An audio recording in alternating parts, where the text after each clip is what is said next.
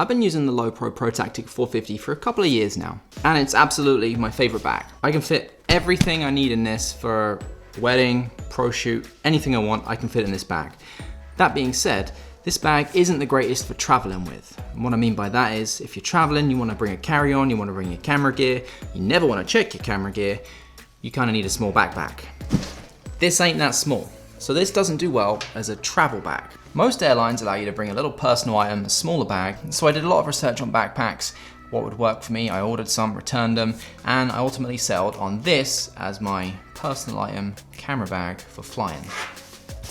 This is the Peak Design Everyday Backpack 20-litre version. Yes, I know this bag's been out for a couple of years. Yes, I know there's already a ton of reviews on this bag. This isn't a review of this bag. I will talk about some of the things I like about it, but I ultimately want to show you what I can fit inside this bag, because I can fit in it a lot more than it looks like it should be able to carry. And everything I can fit in here is what I need to make whatever content I want wherever I'm going. So needless to say, I am very happy with this. So I have an angle set up above here so you can look down at what I'm going through if this angle doesn't work.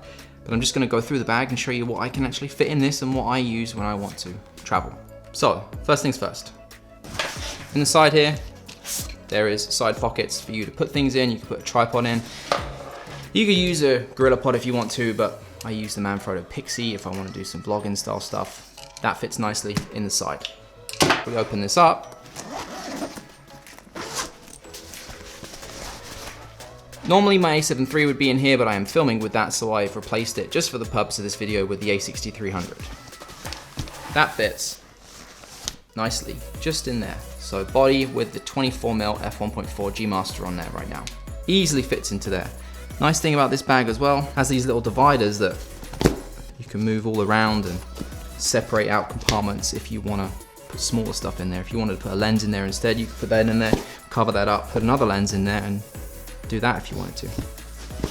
Next up, Mavic Pro. Fits nicely just inside there, as well as the remote. So now you'll see that is what would go in those two pockets there. In the zipper on the side here, portable charger. You're obviously going to need power.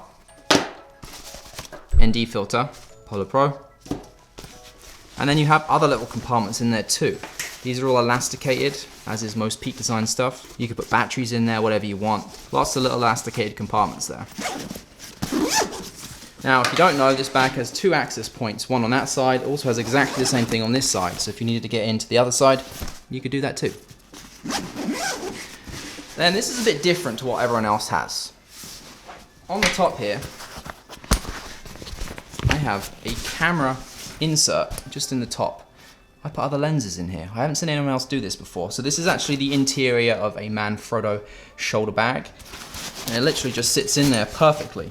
And inside there, I have camera blow, another lens. In this case, I have the 85.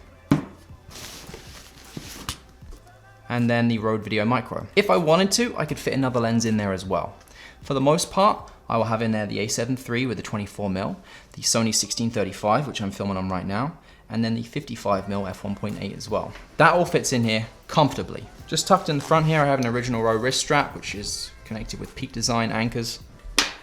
And then in the magnetic pocket in the front here, I have a USB-C cable and a charger for my iPad Pro, which will normally sit just in the back there. Actually, I missed one of the pockets.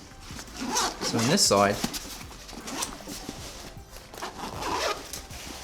so just here, memory cards, lightning cable for the Mavic, and then an additional battery. And again, on this side, you have elasticated pouches where you can put things in, and they're really tight and it holds things in there snug.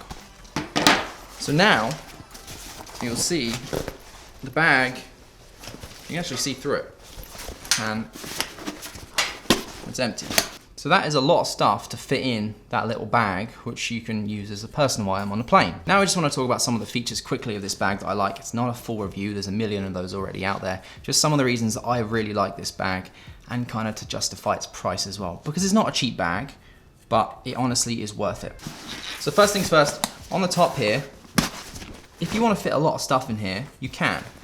you just pop it on the catch on the top there. But if you want to have it a little bit more sealed, you can bring it all the way down. This is magnetic, and it's really difficult to explain, but it's like a pull bracket, and then it just magnetically attaches and then clips on to whichever one you want it to go on. And it's really nice. Sometimes when you're traveling, there are people, pickpockets, that will be able to undo your bag from behind without you knowing and take things out. This has a way around that. So you'll see, this is the main compartment for me to get into there, and you'll see just here, there's a little kind of tab. It's on a loop system. So what you can do is, you can pop that through there, and then attach that, and now the zip can't come down. So that will prevent pickpockets from getting into your bag and stealing your camera. Also for carrying, handle on this side, handle on this side, and a handle on the top. So whichever way the bag is oriented, you can quickly and easily pick it up. But the pocket in the front here is actually magnetic. So I don't know if you can hear that. So when it's closed, it actually doesn't look like there is even a pocket there. It magnetically opens and you can shove stuff in. That's really nice. Also, if you're traveling with a roller and you don't want to have to carry the bag on your back, in the back here, there is a Velcro pocket, but it's not a pocket. It actually is something you put your arm through, and if you don't know where I'm going with this, there's your roller handle. This slots directly over. So now it's attached to your roller bag and it won't go anywhere. That's another reason I really like that bag. So yeah, that is what I use for my travel bag when I'm not at home or going somewhere where I need to carry a lot of equipment. Everything that I've got, my camera, my lenses, my microphone, my drone, that's all I need to be able to make a video wherever I want to go. Some of you are going to say, well, why don't you carry a gimbal around with you? Well, even the Weeble Lab being one of the smallest gimbals, it's still pretty big, and to fit it in a bag, it won't fit in that very easily. There's probably a way you could do it, but you're going to sacrifice space somewhere else. So I'd rather carry around the lenses and the camera and the mic and the drone, and I can just use the IBIS of the A7 III if I need to. If you liked anything you saw today and you want to pick any of that up, I'll put the links down below.